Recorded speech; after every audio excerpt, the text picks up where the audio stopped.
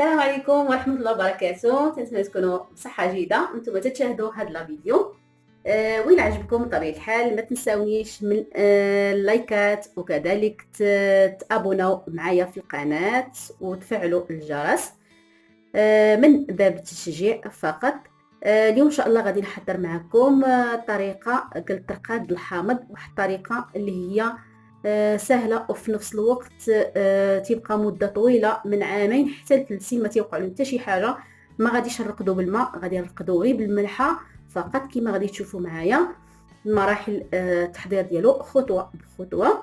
بالنسبه للحامض هنايا، يعني دابا الحامض راه موجود، هذه الوقيته ديالو يعني بثمن مناسب، علاش لا ما نستغلوش. والحامض كما تعرفوا يعني تنحتاجوه يعني في استعمالات كثيره بحال الدجاج محمر، يعني اطباق عده في الطاجين، يعني شحال من حاجه. وتيجي معسل وتتبدل اللون ديالو، تيبقى يعني واحد المده تبدا يولي اللون ديالو بني. يعني انا ما بقاش عندي كون وريتكم كيفاش يولي، يعني بعد ما تيترقد واحد المده تيجي معسل، ويعني واخا ما فيهش الماء، غير بديك الماء ديالو واللي تيطلق هو اللي تيجي معلك وتيجي معسل. المهم اول خطوه هي انكم تاخذوا الحامض تغسلوه مزيان وتنشفوه بشي منديل، ضروري ما يكون ناشف، يعني ما يكونش يعني فازق باش يصدق ليكم. وبطبيعه الحال غادي نحتاج هنا قراعي ديال الزاج، من الاحسن يكونوا الزاج ما ديروش بلاستيك، عارف ماشي صحي. ضروري حتى القراعي يكونوا يعني ناشفين مزيان من الداخل. وغادي ندوز نقطع الحامض على هذا الشكل اللي غتشوفوا معايا دابا. وغادي نحتاج كذلك الملحه، غادي ناخذ هكايا حامضه، غادي نقطعها على 4، يعني ما نقطعهاش كامله، يعني نخليها مشدوده من التحت بهذا الشكل هذا.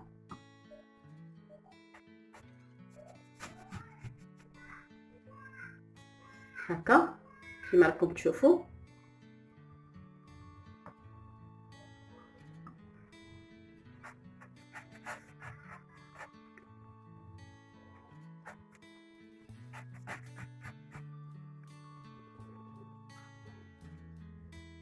دابا غادي ناخذ الملحه، غادي نحل هاد الجهه هذه، وغادي نوضع فيها ملحه، يعني كميه مهمه، ماشي غير ندير شويه وصافي، يعني نعمرها بالملحه من الداخل.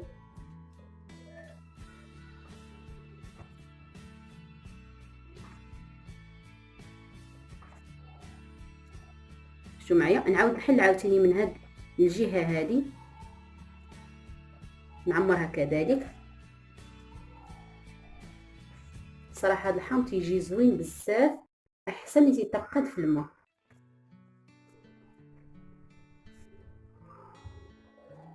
صافي، وغادي ندير حتى الحامض كله بنفس الطريقه، الملحه.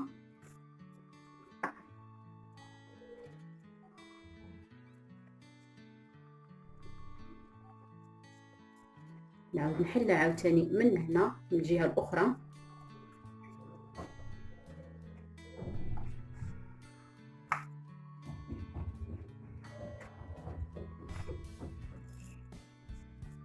بهذا الشكل هذا. وغادي نوضع فاش غادي نبدا نحط في القراعي كما تشوفوا معايا.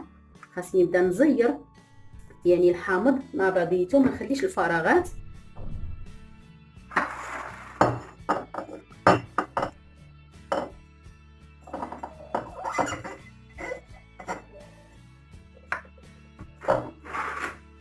غادي نبدا نضغط عليه بالشكل هكذا. نجيب الاخرى هنا.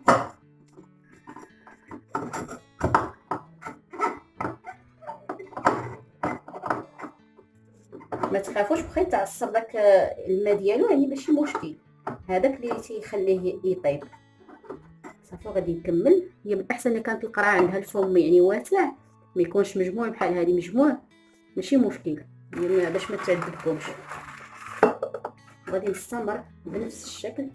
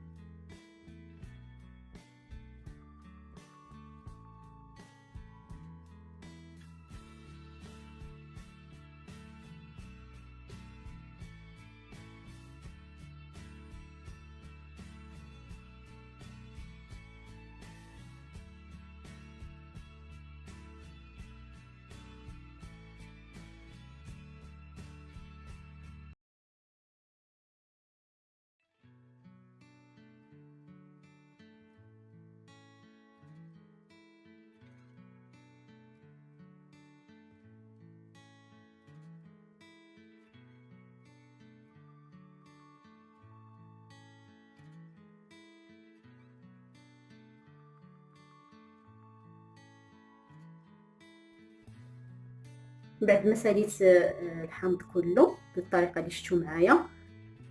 حاولوا كما قلت لكم ما تخليوش الفراغات، يعني ضغطوا على الحامض مزيان، واخا يتعصر الماء ديالو ماشي مشكل. وغادي هذه هي نعاود نضغط عليها حتى تبدا تطلع.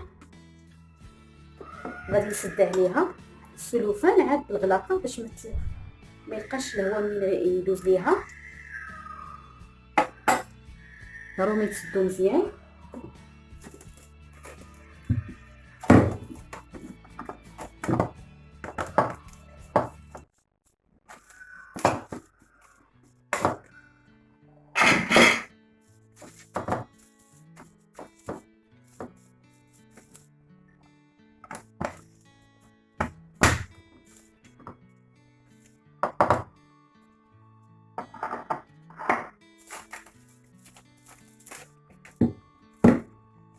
غادي نخليهم واحد اليوم حتى 3 ايام ان شاء الله، وعاد نوريكم عاود كيفاش تيهبطوا. غادي تشوفوا بان الحامض يعني نزل. غادي نعاود نزيد عليه الحامض اخر باش نعمر القرع.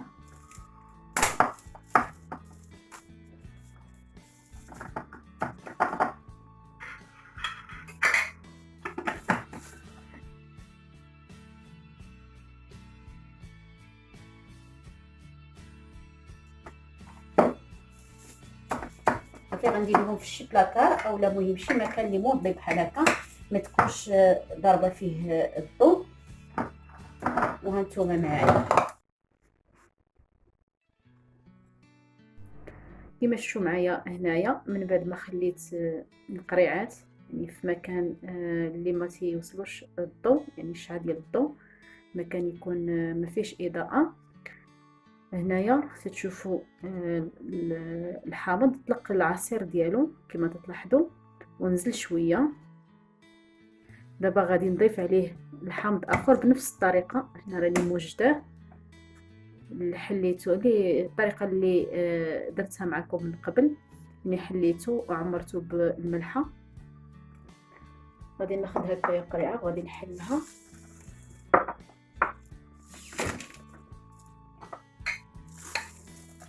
هاد ملي كنحتفظ بها هاد البلاستيك غذائي، غادي نعاود نرجعها كما شفتوا هنايا.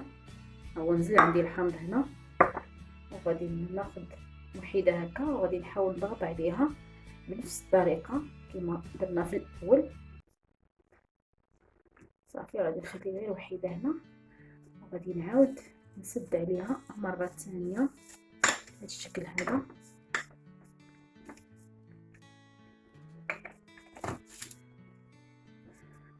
صافي في هذه المرحله هذه غادي نقلبها بهذا الشكل هذا باش ما تيخسرش لينا الحامض، تيبقى مده طويله ما تيطرى حتى شي حاجه، ما تكونش ديك الخضوريه تكون من هنايا هكايا بحال تتخلصوا من داك الهواء اللي تيكون لداخل، وتنكونوا قافين القرعه ديالنا مزيان. تنخليها بهذا الشكل هذا ليله كامله، يعني واحد 12 ساعه. عاد تنعاود نقلب يعني القرعه بهذا الشكل هذا وصافي، وتنحتفظ بها يعني في بلاكار او اي مكان اللي ما تيدخلش له الشعاع. وصافي غادي نستمر نحل القريعات كاملين وغادي نحاول نعمرهم.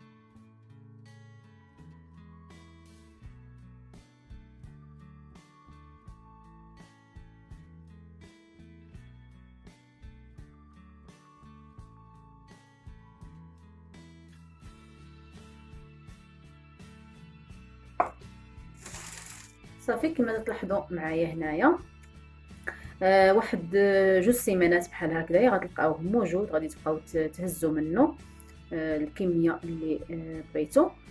وحتى لهنا اخواتي تنقول لكم مع السلامه، والى فيديو قادم بحول الله. وما تبخلوش عليا من تشجيعاتكم ودعمكم بلي لايك وكذلك الاشتراك في القناه اللي اول مره تزور القناه ديالي. ضغط على زر ابوني مع تفعيل الجرس باش يوصل لكم كل جديد ديالي. وما تنساوش كذلك البارطاج مع الاصدقاء والاحباب. وفي امان الله، والى فيديو قادم بحول الله. مع السلامه.